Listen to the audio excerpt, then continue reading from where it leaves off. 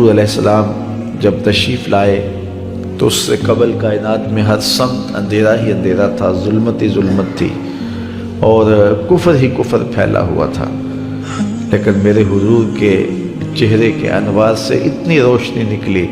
کہ ہر سمت اجالے ہی اجالے ہو گئے۔ شیخ سعدی کی ربائی ہے نا، بالغ العلا بکمالہ ہی،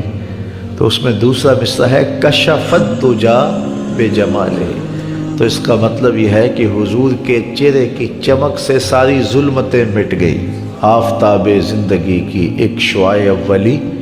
نور سے تیرے فلک روشن درخشاں ہے زمیں،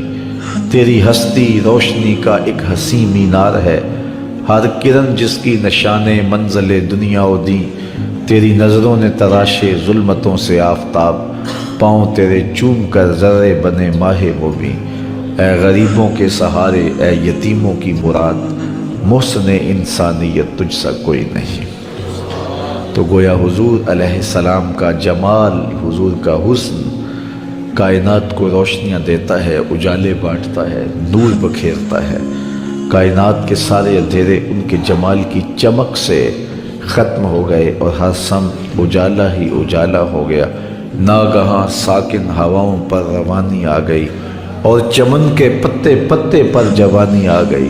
آج زانوئے ازل نے صبح پہ انگڑائی لی اور مسکرا کر ایک کرن نے ہاتھ میں شہنائی لی۔ مخزن اسرار قدرت کے امی پیدا ہوئے، غل ہوا دنیا میں ختم المرسلین پیدا ہوئے۔ سیدہ آمنہ سلام اللہ علیہا فرماتی ہیں جب حضور کی ولادت کے لمحے قریب آئے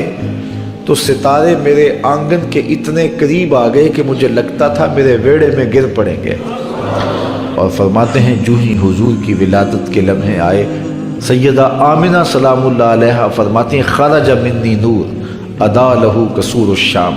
میرے بطن سے ایسا نور نکلا، اس کی روشنی اور اس کی چمک اتنی تھی، میں یہاں بیٹھی مکے میں تھی، شام اور بصرہ کے محلات مجھ کو نظر آنے لگے۔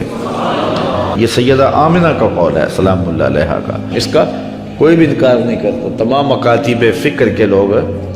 اس کو مانتے ہیں، تسلیم کرتے ہیں، اور پھر اجالے ہی اجالے پھیل گئے، نور ہی نور پھیل گیا۔ سیدہ عائشہ رضی اللہ تعالیٰ عنہ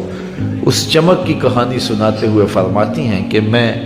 ہاتھ میں سوئی لیے کچھ سی رہی تھی کہ میرے ہاتھ سے سوئی گر گئی، اور حضور کے گھر میں جو دیا ہے اس میں جلانے کے لیے تیل بھی نہیں تھا، تو میں پریشان ہوئی کہ اب گمی ہوئی سوئی کیسے ملے گی۔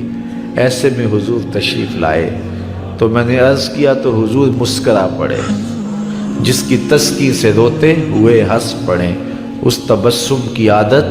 پہ لاکھوں سلام۔ تو کہا حضور مسکرا پڑے۔ اب اگلے لفظ سیدہ کے سنیے، فرماتے ہیں فَتُبُيِّنَتِ الْعِبْرَةُ بِشُعَاعِ نُورِ وَجْهِهِ، ایسی روشنی آئی کہ میں نے گمی ہوئی سوئی کو تلاش کر لیا۔ حضرت قاضی ثناء اللہ پانی پتی علیہ الرحمہ نے تفسیر مظہری کے اندر لکھا ہے کہ باقاعدہ عورتیں حلیمہ سعدیہ کے گھر آئیں اور کہا حلیمہ تو اتنی امیر ہو گئی ہے کہ رات کو بھی چراغ نہیں بجھاتی، بڑے بڑے امیر چراغ بجھا کے سو جاتے ہیں، لیکن تیرے گھر میں رات کو بھی چراغ جلتا ہے، تو بڑی غریب تھی اور تیری تو قسم پرسی ضرب المثل تھی، لیکن اب تو اتنی امیر ہو گئی ہے کہ رات کو چراغ بجھا کے نہیں سوتی۔ تو حضرت حلیمہ سعدیہ نے فرمایا آؤ تمہیں بتاؤں میرے گھر میں کون سا چراغ ہے۔ تو باقاعدہ ان عورتوں کو اپنے گھر لے کے گئیں۔ حضور علیہ السلام پالنے میں تھے، پنگھوڑے میں تھے، تو حضور کی طرف اشارہ کر کے حضرت حلیمہ سعدیہ نے کہا ما کننا نحتاج الی السراج من یوم اخذناہ، جب سے یہ پیارا ہمارے گھر میں آیا ہم نے تو سارے دیے توڑ دیے ہیں، دیے کی ضرورت نہ مشعل کی حاجت، عجب روشنی تو نے پائی حلیمہ، بڑی تو نے توقیر پائی حلیمہ، بنی تو محمد کی دائی حلیمہ۔ کہتے ہیں حضرت حلیمہ سعدیہ کو دوسرے کمرے میں روشنی کی ضرورت ہوتی، حضور کو اٹھا کے وہاں لے جاتی، اور پھر انہیں جب بھوک تنگ کرتی حضور کے چہرے کو دیکھ لیتی، بھوک بھی مٹ جاتی، پیاس بھی مٹ جاتی، اندھیروں میں چراغاں بھی ہوتا، وہ سارا دن تو صحراؤں میں گھوم لیتی تھی، اسے جب بھوک لگتی تھی لبوں کو چوم لیتی تھی۔